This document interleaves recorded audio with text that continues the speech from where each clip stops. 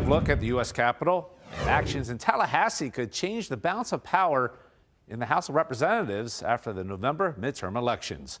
Now, right now, Republicans have a slim margin with 217 seats in Congress and one independent who often votes with Republicans. The Democrats have 213 seats. Right now, there are 4 vacant seats. Florida is set to join as many as 9 other states that have undertaken or are considering redrawing district lines mid-decade. As Action News Jack state and local government reporter Jake Stofan explains, in Florida, if Florida's GOP majority is too aggressive, they could be left with buyer's remorse.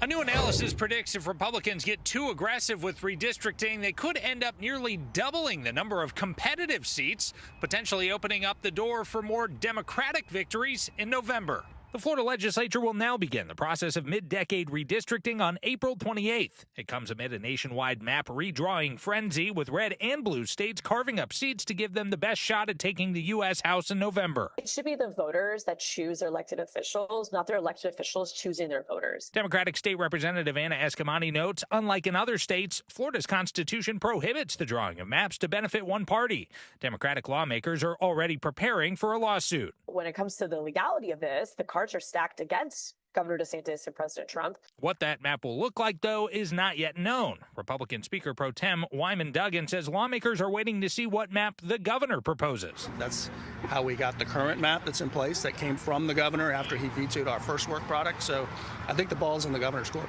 An analysis released this week by the Civic Data and Research Institute concluded aggressive redistricting in the Sunshine State could actually increase the number of competitive seats from 4 to 7.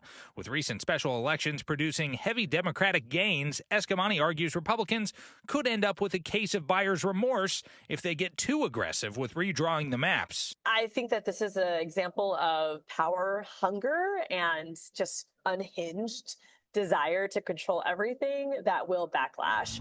The governor's office simply told us to, quote, stay tuned when we asked when those proposed maps will likely be ready. For local coverage and count on, I'm Jake Stofan, Action News Jack.